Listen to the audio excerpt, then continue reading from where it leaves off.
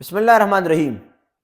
من آنم کہ من دانم، مجھے اچھی طرح معلوم ہے میں کون ہوں، کتنے پانی میں ہوں، میری صلاحیتیں کیا ہیں، میری سٹرینتھس کیا ہے، ویکنیسز کیا ہیں، مجھے سب کچھ معلوم ہے۔ لیکن یہ آپ لوگوں کا حسن نظر ہے کہ آپ میری حوصلہ افزائی کرتے ہیں۔ میں امیر جماعت اسلامی صوبہ خیبر وسطی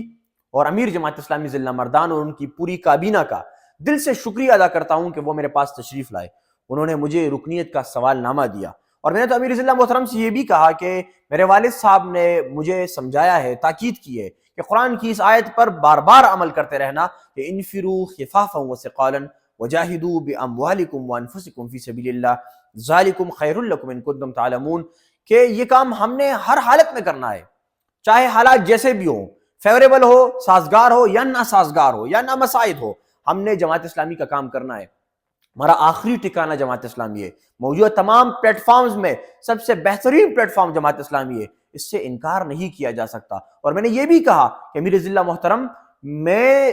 شرمندگی اور ندامت کا اظہار کر رہا ہوں کہ مجھے خود آپ کے پاس آنا چاہیے تھا، آپ میرے پاس آئے ہیں، یہ آپ کا بڑا پن ہے اور ہمیں اس بارے میں سوچنا چاہیے۔ ہم ٹرینڈ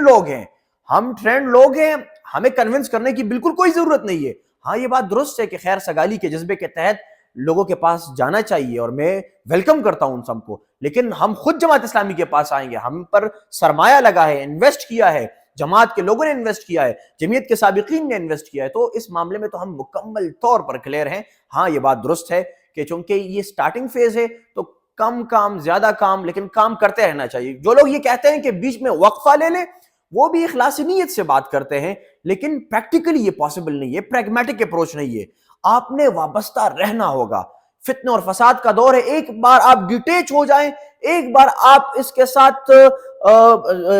واسطہ توڑ لیں، ایک بار آپ بریک لے لیں، بہت مشکل ہے واپس آنا اور اجتماعیت کے ساتھ جڑنا اور اس کلچر کا حصہ بننا، بہت مشکل ہے۔ لہٰذا کم کام زیادہ کام یہ وقت کے ساتھ ساتھ طے ہوتا رہے گا، لیکن اس اجتماعیت کے ساتھ بندے رہنا چاہیے، جڑے رہنا چاہیے، کنیکٹڈ رہنا چاہیے، یہ ضرورت ہے۔ یہ جماعت اسلامی کی ضرورت نہیں، ہماری ضرورت ہے، ہماری ذات کی ضرورت ہے، ذاتی ضرورت ہے، پرسنل نیڈ ہے ہماری کہ ہمیں اس کے ساتھ مسلسل اٹیچ رہنا چاہیے۔ ہاں، یہ بات درست ہے کہ ہر جگہ پر اچھے برے لوگ بھی ہوتے ہیں، افراد کے ساتھ اصولی اختلاف بھی کیا جا سکتا ہے، لیکن تمام چیزوں سے بالاتر ایک نظریے، ایک آئیڈیالوجی اور ایک فکر اور عقیدے اور مسلک کے ساتھ جڑے رہنا سب سے بڑا کاز ہے، اور ہم اس پر کوئی کمپرومائز نہیں کریں گے، اس پر ہم انشاءاللہ کوئی سمجھوتا نہیں کریں گے۔ میں ایک بار پھر آپ سب کا شکریہ ادا کرتا ہوں اور جماعت اسلامی کے ذمہ داران کا شکریہ ادا کرتا ہوں کہ انہوں نے ہمیں اتنی عزت بخشی۔ یقین جانیں کہ یہ دور ایسا ہے کہ نئے انداز سے، نئی آہنگ پر اور نئے شان سے جماعت کا کام کرنا ہوگا، اور یوتھ کو اٹریکٹ کرنا اس وقت سب سے بڑا چیلنج ہے، اور اس چیلنج کو عبور کرنے کے لیے بڑے ذہنوں نے بیٹھنا ہوگا، برینز مل کر کام کریں گے اور اپنی جینیس پیش کریں گے، اپنی ایکسپرٹیز پیش کریں گے، اور ریسرچ بیسڈ اور ریسرچ اورینٹڈ اور ٹارگٹ بیسڈ کام کریں گے، اور آپ کے ساتھ پیچھے کوئی ڈیٹا ہو، سروے کیا ہو، اور ان سوالوں کو بنیاد بنا کر، سوالات کو بنیاد بنا کر کام کیا جائے، تو انشاءاللہ وہ وقت دور نہیں ہے کہ ہم یہ ٹارگٹ اچیو کریں گے، ہم ایکسیسیبل بن جائیں گے، ہم ایکسیپٹیبل بن جائیں گے، اور انشاءاللہ کوئی اور آپشن ہی نہیں ہے، ہم اور عوام کے بیچ کوئی اور رکاوٹ ہی نہیں ہے۔ ضرورت اس بات کی ہے کہ ہم جماعت اسلامی کو اپنا